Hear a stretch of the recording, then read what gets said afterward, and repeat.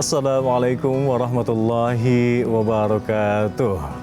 Pemirsa Metro TV yang insya Allah selalu dirahmati Allah Subhanahu wa Ta'ala. Hari ini umat Muslim seantero dunia merayakan Hari Raya Kemenangan, yakni Hari Raya Idul Fitri dengan penuh sukacita tentunya. Dan setelah sebulan berpuasa mengendalikan hawa nafsu, insya Allah kualitas ibadah kita, iman kita juga terus meningkat selama bulan suci Ramadan. Seharusnya umat Muslim bisa mengetahui hakikat dan juga hikmah agar ibadah dan keimanan kita bisa selalu sebaik di bulan suci Ramadan. Bagaimana agar kualitas ibadah dan juga iman kita di bulan suci Ramadan kemarin tidak hilang begitu saja pasca merayakan Hari Raya Kemenangan ini. Apa makna Idul Fitri ini sesungguhnya? Saya sudah bersama dengan Ketua Program Studi Dr. Akidah dan Filsafat Islam UIN Sunan Kalijaga, Yogyakarta, yang juga pengasuh ngaji filsafat di Masjid Jenderal Sudirman, Yogyakarta. Sudah hadir guru kita, Al-Ustadz Al-Mukarram, Mas Dr. Fakhruddin Faiz. Assalamualaikum, Mas Dr. Waalaikumsalam. Matur nuwun, terima kasih waktunya. Sama-sama. Langsung saja, selain hari kemenangan ini, Idul Fitri ini lekat dengan silaturahim, lekat juga dengan saling memaafkan. Nah, mengapa memaafkan ini ada di Idul Fitri dan konsep memaafkan dalam Islam itu seperti apa, Mas Dr? Oke, jadi yang pertama-tama tentu kita bersyukur dulu ya. Alhamdulillah kita bisa menuntaskan bulan Ramadan tahun ini sehingga sampai di waktu Idul Fitri kembali ke fitrah.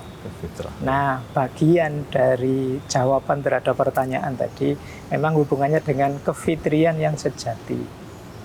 Ibadah kita selama 1 bulan penuh, insya Allah diterima oleh Allah. Kemudian Amin. Hubungan kita dengan Allah, hubungan yang sekarang fitrah lagi, bersih lagi. Amin. Cuma kita juga tahu, sebelumnya di aktivitas kita sehari-hari setahun penuh, mungkin ada salah kita, keliru kita, alpa khilaf kita pada sesama kita. Nah, kita sempurnakan kefitrian itu antara lain dengan meminta maaf, bersilaturahim, saling maaf-memaafkan di antara kita. Ini makna yang paling awal untuk menjawab pertanyaan kenapa sih penting kita tambahi dengan aktivitas maaf-memaafkan. Sebagai penyempurna Ramadan kita. Penyempurna kita, karena ya dosa yang berhubungan dengan Allah, mungkin maksiat kita, dosa kita di hadapan Allah, insya Allah diampuni sudah. Bahkan kemarin terakhir Ramadan, itkum minan nar, kita dibebaskan dari neraka. Tapi kan kita masih mungkin punya banyak tanggungan dosa, hak-hak orang yang mungkin tidak sadar kita ambil dan lain sebagainya. Ini saatnya kita tuntaskan kebersihan itu biar benar-benar fitri dengan cara saling memaafkan di antara kita. Ya tentu saja maaf-memaafkan itu bukan eksklusif hanya untuk Idul Fitri saja, kapanpun bisa. Cuma kan ini bahasa kita sehari-hari, mumpung ada momen. Jadi momen kebersihan, momen fitrah. Nah, sekalian kita puncakkan kebersihan diri kita, termasuk dari kesalahan-kesalahan kita sehubungan dengan orang lain. Ini argumen pertama. Alasan kedua, di antara keberhasilan orang yang puasa adalah ketakwaan. La'allakum tattaqun. Ini yang kemarin ayat ini disinggung oleh banyak penceramah, banyak ulama di bulan Ramadan. Jadi puncaknya kita takwa. Dan di antara cirinya orang bertakwa, antara lain dia ini jadi pemaaf. Ciri orang bertakwa adalah memaafkan. Nanti mungkin bisa kita cek ya, misalnya kalau saya tidak salah ingat, kalau salah mohon diingatkan.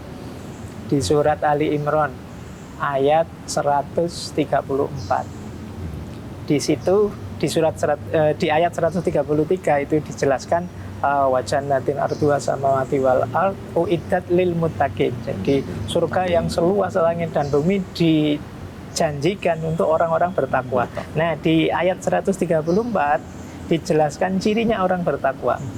Yang pertama, alladzina yunfikuna fis-sarra'i wad-dharra. Jadi orang-orang yang meskipun sedang senang atau sedih, sedang longgar atau sempit, tetap mau berbagi. Kemudian wal kadhiminal ghaidha, orang yang bisa mengendalikan diri, menahan amarahnya. Dan yang ketiga, wal afina aninnas. Jadi orang-orang yang bisa memaafkan. manusia yang lain, orang yang lain. Jadi jiwa pemaaf ini di antara buahnya puasa. Oleh karena itu, mumpung kita semua sedang menjelma jadi pribadi-pribadi yang pemaaf, yuk kita saling memaafkan. Nah, ini rahasia kedua, kenapa Idul Fitri dikaitkan dengan aktivitas maaf memaafkan dan silaturahim.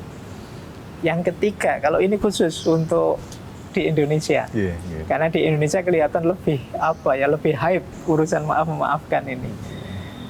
Jadi ada yang bilang bahwa di kita ada istilah khusus untuk maaf memaafkan di Idul Fitri ini, namanya halal bihalal. Halal bihalal. Jadi halal bihalal itu di antara kita saling menghalalkan. Nah, ini istilah ini muncul dulu sekitar tahun 48-50-an. Ini sebenarnya awalnya kegelisahan Presiden pertama kita, Bung Karno. Beliau melihat ini anak bangsa ini loh kok terpecah-pecah, kemudian saling, zaman itu kan dulu ada namanya DITI, ada PKI, ada kelompok agama, ada nasionalis, itu kan rasanya beliau, wah ini kok kita ini terpecah-pecah sedemikian rupa, gimana ya cara menyatukannya? Kita saling jatuh menjatuhkan, saling berusaha ingin menghancurkan yang lain. Terus satu ketika beliau bertemu dengan Kiai Haji Wahab Hasbullah. Terus minta pertimbangan beliau, terus Kiai Wahab bilang, ini mumpung Idul Fitri, masanya silaturahim, ayo kita bikin semacam silaturahim nasional. Rekonsiliasi. Silaturahmi nasional, rekonsiliasi bersama. Istilahnya silaturahmi nasional. Terus menurut Bung Karno, wah kalau istilah silaturahmi masih terlalu umum, kurang spesifik, kurang istimewa. Akhirnya diusulkan oleh beliau halal bihalal. Jadi engkau halal bagiku, aku halal bagimu. Kita sama-sama bersih, sama-sama saling memaafkan kesalahan-kesalahan kita. Jadi ini rangkaian kalau bahasa saya argumennya. Kenapa kemudian Idul Fitri itu dikaitkan dengan aktivitas maaf memaafkan. Meskipun ya tentu saja di setiap momen hidup kita, kalau kita memang merasa ada salah, ada khilaf pada orang, ya kalau bisa kita segera minta maaf. Siapa tahu ada yang kelewatan, ya di Idul Fitri ini mari kita saling meminta maaf.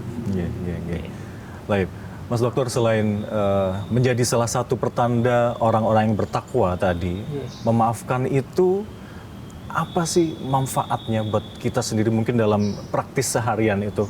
Dan apakah ini mendatangkan energi positif dalam diri kita atau seperti apa dari kajian filosofinya seperti apa? Jadi tentu saja sih memaafkan itu sebenarnya pertama-tama kepentingan kita yang memaafkan. Kepentingannya? Iya, kita kan sering merasa bahwa kamu kalau tidak saya maafkan gitu. Ya, mungkin secara teologis hubungan dengan Allah mungkin begitu. Ketika orang tidak kita maafkan, jalannya sulit di hadapan Allah. Tapi secara psikologis, ketika kita memaafkan orang lain, rasa hidup kita lebih lega, lebih longgar. Orang yang tidak memaafkan itu kan nama lainnya orang yang dendam. Ya, orang yang menyimpan salahnya orang lain dalam hatinya. Dia yang gelisah, dia yang mungkin galau karena ingin membalas atau ingin menyetarakan kesalahan orang itu biar setara, setimbal dan lain sebagainya. Ini kan yang gelisah dirinya. Jadi justru dengan memaafkan kita lebih lega, bisa menatap masa depan lebih cerah, tidak lagi terbelenggu oleh masa lalu, oleh kesalahan-kesalahan yang sudah terjadi. Melepaskan dendam itu tadi. Melepaskan beban di hati kita. Ada yang bilang bahwa menyimpan dendam di hati tentang orang lain ini sebenarnya agak kontradiksi. Karena kita ingin orang lain itu hancur, tapi ternyata sebenarnya diam-diam kita menghancurkan diri kita sendiri. Karena kita yang rusak, mental kita yang rusak, batin kita yang galau, yang tidak tenang. Terus-terusan kita dikejar-kejar ingin membalas, ingin mengekualkan, menyetarakan bahwa kalau kamu sudah merugikan saya, kamu juga harus dibikin rugi. Ini kan dia dikejar-kejar itu terus. Jadi dari sisi psikologi ada keutamaan ini. Dari sisi sosial, ketika kita bisa saling memaafkan, ya tentu saja kita bisa mempererat persaudaraan. Pada akhirnya kehidupan sosial bisa lebih nyaman, lebih kondusif. Tidak saling incar untuk menjatuhkan, untuk mengalahkan, kadang-kadang saling memanipulasi, saling bikin hoax dan lain sebagainya. Jadi semoga dengan ini terus ikatan sosial kita jadi lebih kuat. Dan untuk diri sendiri juga energi positif pastinya yang meliputi kita jadi tambah positif, kita jadi tambah nyaman, menatap masa depan jadi lebih enak. Matur nuwun syukron jazilan. Mas Dokter sudah mengingatkan kita betapa pentingnya memaafkan itu tidak hanya sebagai ciri-ciri orang bertakwa, tapi merilis dendam, memaafkan itu sangat bermanfaat untuk kita sendiri agar kita selalu dikaruniai energi positif untuk menatap hari-hari ke depan. Pemirsa tetap bersama kami, usai jeda kami akan kembali untuk Anda.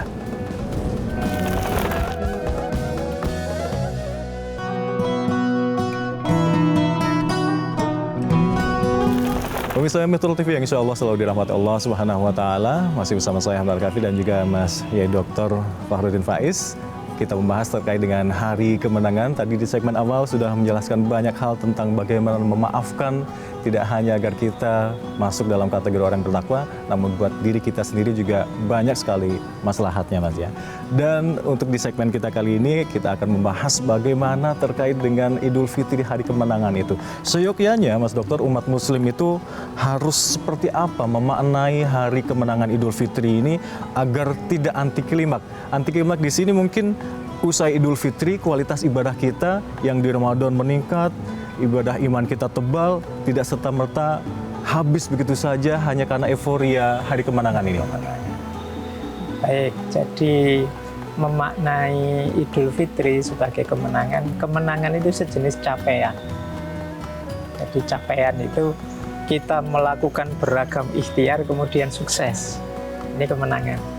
Nah, Idul Fitri disebut juga hari kemenangan karena kemarin di bulan Ramadan itu 1 bulan penuh kita berjuang menaklukkan diri kita sendiri sebenarnya. Jadi tuntutan ego, tuntutan nafsu, keinginan untuk senang, untuk enak, itu yang berusaha kita kontrol. Apakah itu makan, yang dimensi lahiriah, apakah minum, kemudian dimensi batinnya, apakah hal-hal yang negatif, yang dosa, yang maksiat, itu kan berusaha kita menahan diri. Kalau istilah kemarin di puasa banyak disebut imsak. Jadi ini fase latihan. Fase latihan ini pada akhirnya semoga nanti kita benar-benar menang di Idul Fitri. Maksudnya apa? Kita sukses bertransformasi dari mungkin yang banyak cacat celah 1-2, sekarang kita terbiasa dalam kebaikan. Yang semula perlu pengendalian diri yang serius untuk menahan ini, menahan itu, sekarang kita lahir sebagai sosok manusia yang tangguh.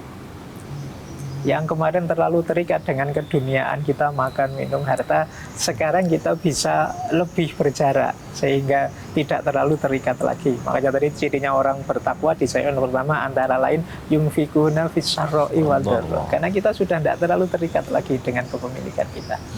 Nah, ini yang saya sebut tadi capaian. Jadi kalau kita kemarin sungguh-sungguh 1 bulan penuh di bulan Ramadan dengan segala amal ibadah kebaikan kita, insya Allah ini akhirnya kita pasti Idul Fitri kita pasti menang. Jadi pribadi yang bertransformasi jadi lebih baik. Makanya ada yang bilang Ramadan itu madrasah rohani. Jadi kita di dalamnya digembleng, dididik. Sekarang saat wisuda Idul Fitri ini kelulusan kita. Semoga memang benar-benar lulus dengan kualifikasi kebaikan seperti saya jelaskan tadi. Ya meskipun kadang-kadang seperti jelaskan Mas Alka tadi, kadang-kadang ada orang ya Ramadannya selesai kembali ke settingan awal lagi. Jadi kembali seperti sebelum Ramadan. Kemarin waktu bulan Ramadan rajin sekali ngaji. Begitu selesai Idul Fitri muncul malas ngajinya. Nah ini bagi saya, ini bagi saya belum kemenangan yang sejati. Makanya banyak itu kan kalimat-kalimat Idul Fitri itu semoga kita mencapai kemenangan yang sejati. Kemenangan yang sejati itu kita memang benar bertransformasi menjadi sosok yang lebih baik dari sebelumnya. Saya membayangkan kalau setiap Ramadan itu kita menseriusi mencapai kemenangan itu, ya sudah berapa Ramadan kita puasa, harusnya kita jadi pribadi yang sudah sangat luar biasa. Setelah menang ini kita wajib bersyukur juga? Tentu saja. Jadi kemenangan itu kalau dalam bahasa agama ada istilah falah. falahun. Ya, kalau kita dengar adzan itu kan hayya Hayya 'alal 'alal falah, falah. menuju kemenangan.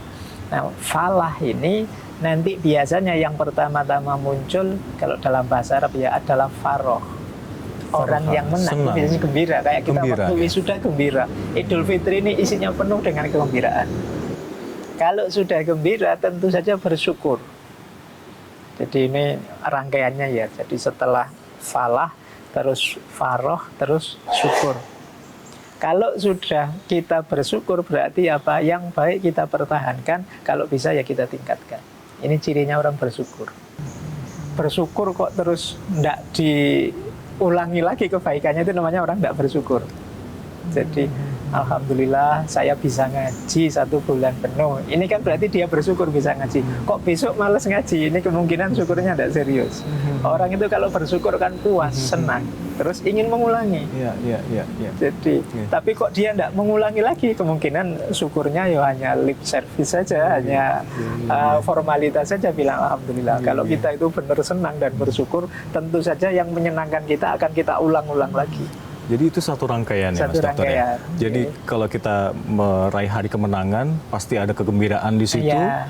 ada rasa syukur Ada juga. rasa syukur. Kalau itu memang hakikatnya betul-betul, kita harusnya semakin dekat dengan Allah. Semakin dekat dengan Allah, semakin gembira, semakin nikmat melakukan segala macam ibadah yang kita lakukan di bulan Ramadan. Mungkin di awal-awal Ramadan agak berat, tapi latihan selama 1 bulan membuat jiwa kita kemudian terkondisi, sehingga senang melakukan itu semua. Dan begitu masuk Idul Fitri sudah terbentuk karakter kita. Sering saya jelaskan ke teman-teman mahasiswa itu, kenapa sih Ramadan itu kok dibuat 1 bulan?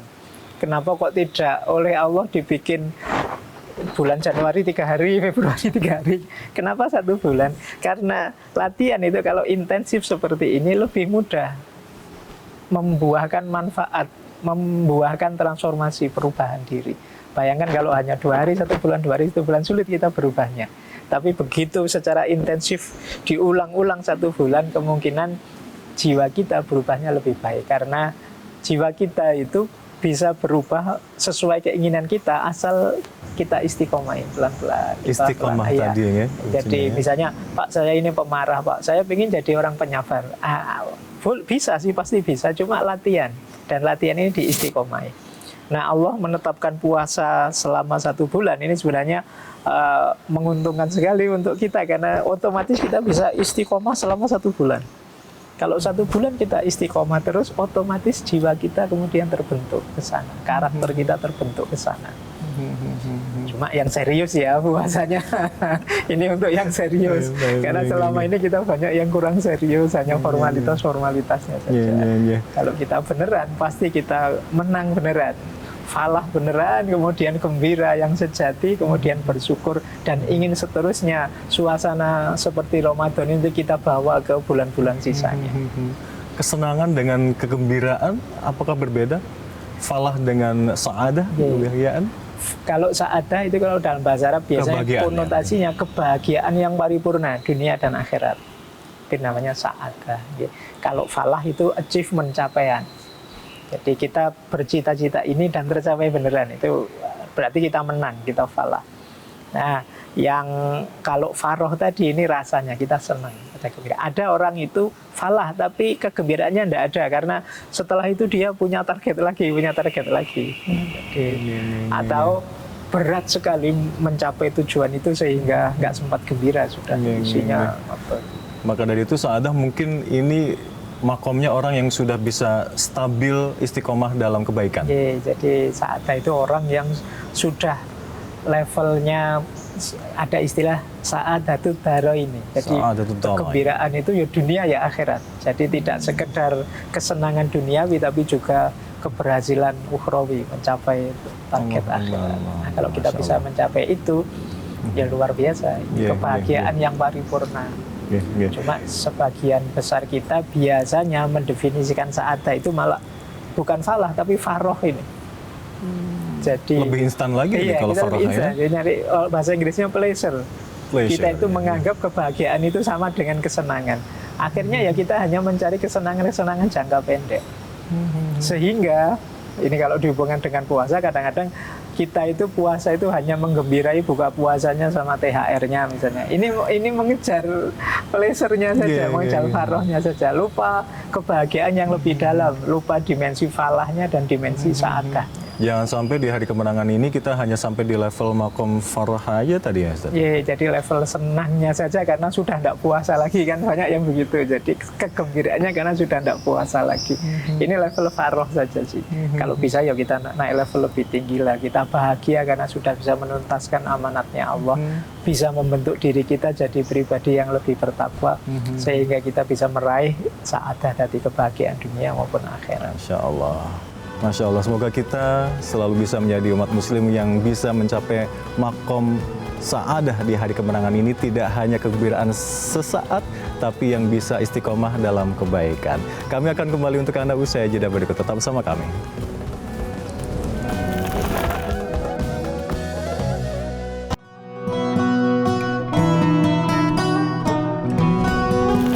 Pemirsa Metro TV yang insya Allah selalu dirahmati Allah Subhanahu Wa Taala, masih bersama saya Hamdal Kafi dan juga ada Mas Dr. Farudin Faiz di sini.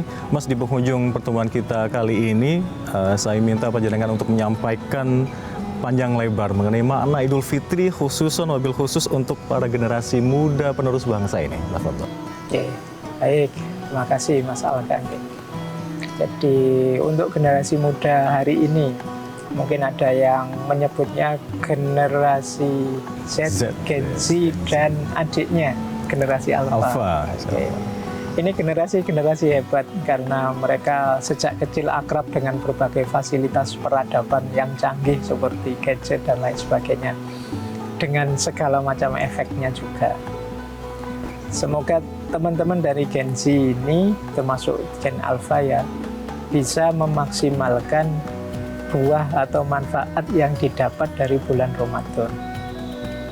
Jadi kemenangan di bulan suci yang itu buahnya di Idul Fitri, semoga benar-benar mewujudkan jiwa yang tangguh, punya resiliensi tinggi kalau bahasa kampusnya, daya bangkit ulang. Karena kita tahu sekarang zaman serba tidak pasti dengan berbagai permasalahan.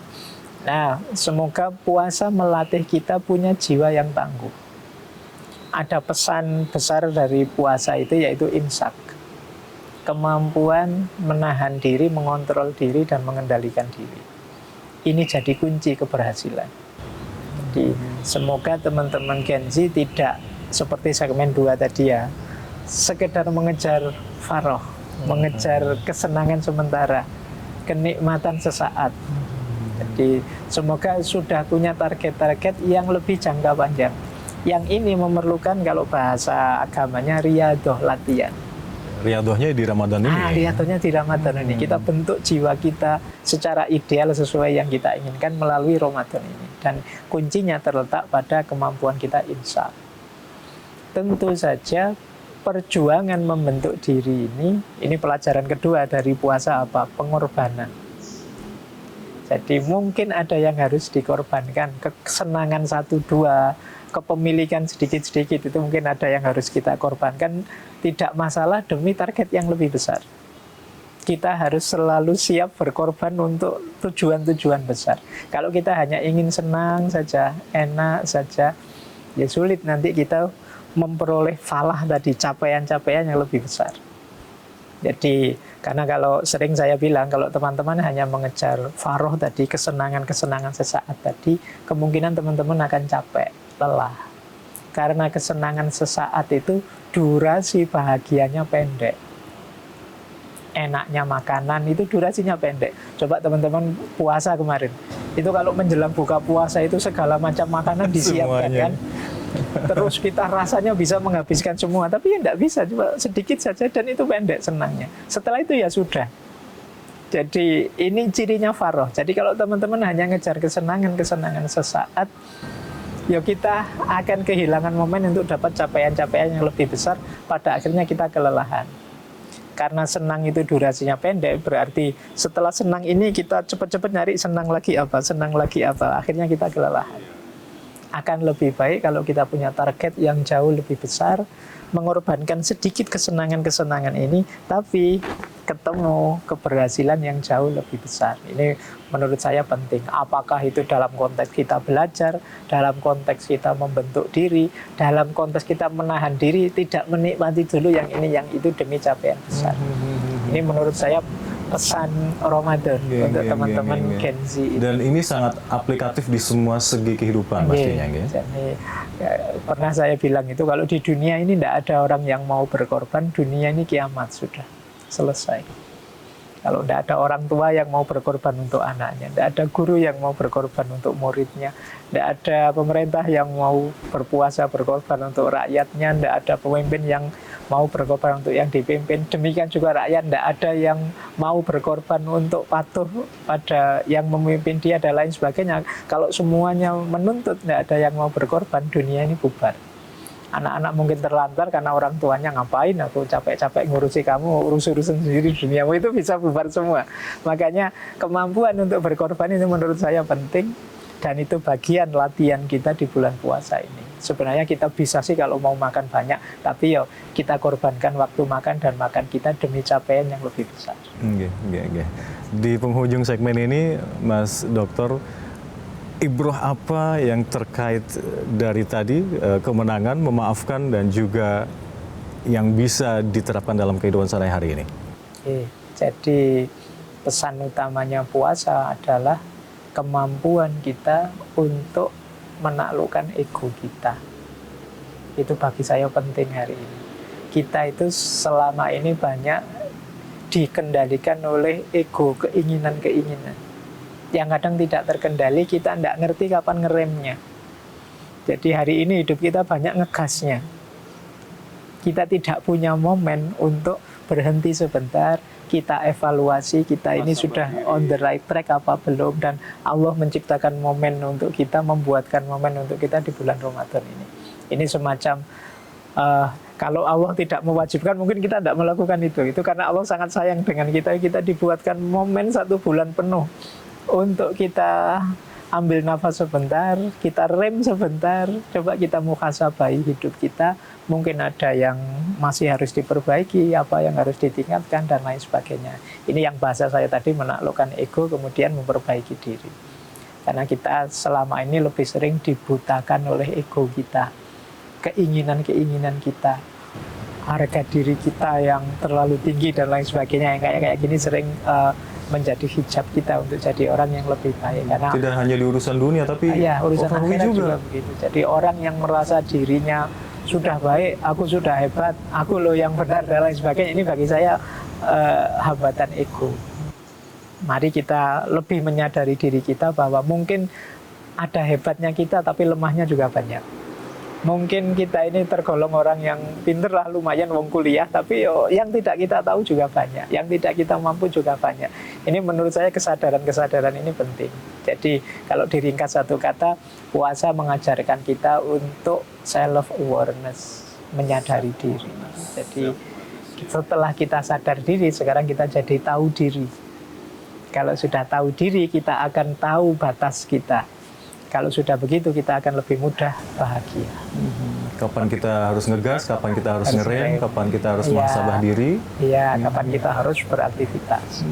Jadi ini yang menurut saya penting, karena era hari ini banyak menuntut kita untuk serba cepat, serba segera, serba instan. Ini kadang menjebak kita. Akhirnya kehidupan kita jadi bahasa kasarnya dangkal. Kita tidak menikmati hidup selama ini, kita dikejar-kejar oleh hidup. Karena nggak tahu esensi hidup itu. Iya, karena kita sendiri nggak ngerti, nggak bisa menikmati. Kita orang ke utara ikut ke utara, orang ke selatan ikut ke selatan. Sedang viral apa kita ke situ, jadi akhirnya kita sendiri nggak punya makna tentang hidup kita. Nah, ini menurut saya pesan utamanya, membuat kita sadar diri. Jadi membuat kita menyadari siapa kita. Kalau kita sudah sadar diri, kita tahu diri dan tahu batas. Selepas Ramadan, Allah juga menghendaki kita agar Ramadan itu selalu ada di bulan-bulan selanjutnya. Ya, spiritnya Ramadan. Spirit Ramadan ya, itu ya. Karena Ramadan tadi riyadoh, maka Idul Fitri adalah kemenangannya, keberhasilannya. Cirinya Ramadan itu berhasil, ya di bulan selain Ramadan, spirit kita yang kita hidupkan masih spiritnya Ramadan.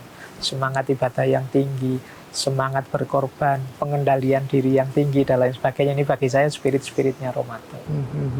Itulah mereka yang benar-benar bisa meraih kemenangan yang sejati. Nah, itulah mereka yang sejatinya menang, yang benar-benar Idul Fitri, kembali kepada dirinya sendiri yang otentik, sesuai fitrah-fitrah yang dia miliki. Masya Allah, Masya Allah. Syukran jazilan teman-teman, Mas Yai Dokter sudah berbagi perspektif banyak hal khususnya tentang hari kemenangan, memaafkan dan juga khususnya agar bisa membuat kita lebih menjadi umat muslim yang unggul dalam kapasitas ibadah maupun keimanan kita. Terima kasih Mas Yai Dokter Fakhruddin Faiz telah berbagi bersama kami dalam live event Cahaya Kemenangan. Kembali ke Anda.